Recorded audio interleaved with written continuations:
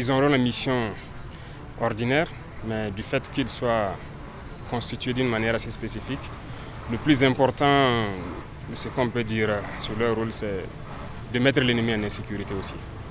C'est comme vous le constatez, en fait, nous avions un sérieux problème.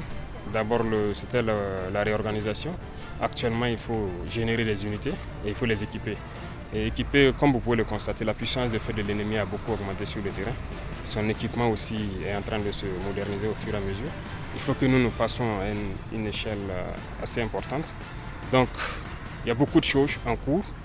Voilà, grâce au vaillant peuple burkinabé, je pense qu'il y a beaucoup de choses en cours. Des acquisitions sont déjà faites en termes de moyens de combat et tout, terrestres, surtout aériens aussi. Nous sommes très contents aujourd'hui d'avoir sur notre sol, je peux dire, le drone le plus performant. Mais on ne va pas vous le faire voir parce que c'est aussi stratégique. Beaucoup d'autres choses sont à venir. C'est un montage, on espère qu'il va rentrer en service dans peu de temps. Moyen terrestre, il y a beaucoup de choses à venir, notamment les blindés qui doivent participer à la protection des hommes. Il faut qu'on acquiert ça en grand nombre quand même. Et beaucoup d'autres choses en termes d'infanterie, d'artillerie et d'aviation. Les partenaires, il faut dire, les nouveaux partenaires, oui. Sinon, nos partenaires, nos anciens partenaires, depuis le début jusqu'à aujourd'hui, on n'a pas reçu une seule cartouche de quelqu'un. On se débrouille en burkinabé. C'est normal que des gens puissent se décourager, mais moi, en tant que premier responsable, je n'ai pas ce droit. On ne peut pas se décourager. Nous avons une mission. Si j'étais l'ennemi aussi, géopolitiquement, je vais m'en prendre beaucoup au Burkina. Donc vous voyez qu'il y a une convergence des terroristes vers le Burkina. C'est logique. L'objectif, c'est de nous faire plier parce que la ligne qu'on a prise, ça ne doit pas contaminer d'autres. Donc c'est un peu l'effet. Donc c'est normal que l'activité terroriste s'intensifie, mais l'idée de nous disperser nos forces, nous empêcher de nous réorganiser, non. Il faut qu'on reste serein, qu'on puisse s'organiser pour faire face. Sinon, si on doit suivre le rythme de l'ennemi, on restera dans la même chose que dans les années antérieures. À courir à gauche, à droite, on ne pourra jamais se restructurer, constituer des unités en mesure de combattre. Donc voilà un peu la dynamique. Et les gens doivent comprendre, ça n'est pas se décourager.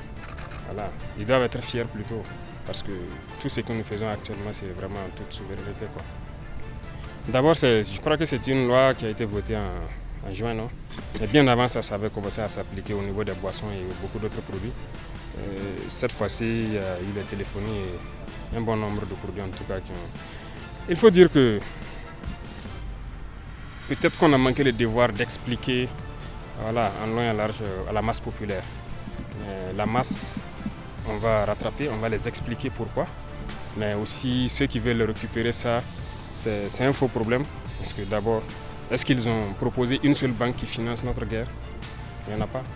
Vous n'irez nulle part dans ce monde-là pour demander de l'argent, pour payer l'équipement, pour financer notre guerre.